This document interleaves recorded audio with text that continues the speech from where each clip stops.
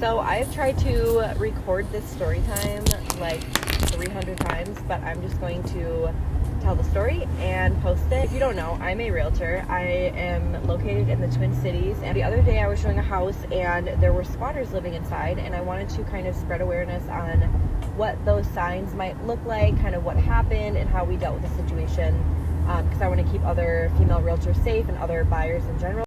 Yeah, so that's exactly what I was talking about. They went to go do a showing and their squad is inside. Couple things I would say: keep other female realtors safe. The male realtors need to be safe as well. I think it's just, they're also people. They're going in there, so it's about keeping everybody safe, if you ask me.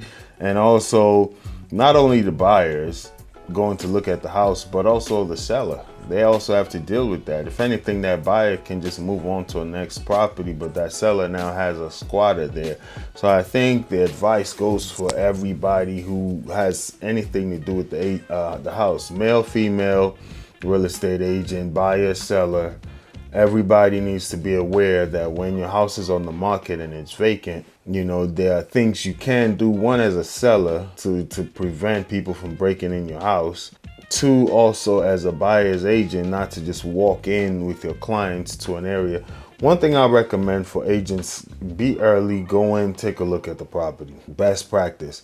And also, female, we also talked about having somebody go with you, accompany you, or at least let them know where you're going, what area you're going to, what house you're going to show, which is not the best, but at least if anything happens, they know your location. It's not the best. The best is to have somebody go with you, but you may not always be able to have somebody accompany, especially if you're not sure about the area or the house. Have somebody accompany you. They don't have to go in the house. They can be in the driveway, but criminals tend not to like witnesses around. So if you go in and they see somebody in the driveway sitting there, they might think twice. All right, but let's keep going. Safe, and we were checking out a house, and as realtors we get access to lock boxes that have the keys to the home inside of them. So I get the key to the house, and it unlocks the deadbolt on the front door, but not the handle. The handle is already unlocked. I'm like, okay, great. That's typical. Sometimes there's only one key, or it unlocks both, right? So I unlock the deadbolt and we go to open the door, and every single time I enter a listing or a home or a condo, anything, I always say hello, and I say realtor pretty loud. So in case there's anyone there that I don't know of, they know that I'm there. These people had definitely heard that I was there. I didn't hear any movement after that, but the door didn't open all the way because there was one of those kind of old school chain link manual locks that you can only slide from the inside. So I couldn't get past the front door. So I kind of had a feeling then at that point, immediately my intuition was like, there are people inside. And there was no notice of tenants or anything like that. So I knew that whoever was in there was not supposed to be in there. Yeah, that's a good point she mentioned when, you announce your presence. I try to do that as well when I go in.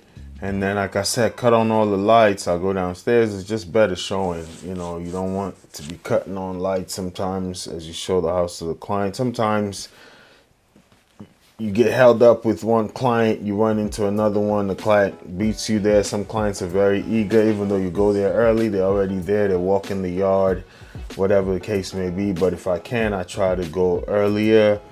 And you want to make yourself known. I've gone into some homes. One time I opened the door and the owner was there, but I announced myself and it did say owner occupied, but I didn't know they were going to be in the house. And when I made myself known, turned out they were upstairs, which was good. They showed us around the house, gave us a history of the property, but it's always good to make yourself known when you enter a house.